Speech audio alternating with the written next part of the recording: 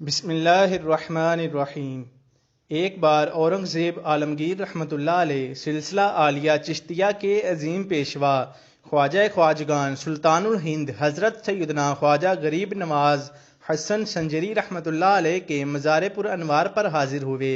احاطہ میں ایک اندھا فقیر بیٹھا صدا لگا رہا تھا، یا خواجہ غریب نواز آنکھیں دے۔ آپ نے اس فقیر سے دریافت کیا، بابا کتنا عرصہ ہوا آنکھیں مانگتے ہوئے؟ بولا برسوں گزر گئے مگر مراد پوری ہی نہیں ہوتی۔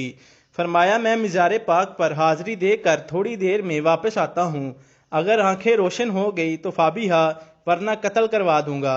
یہ کہہ کر فقیر پر پہرا لگا کر بادشاہ حاضری کے لیے اندر چلے گئے۔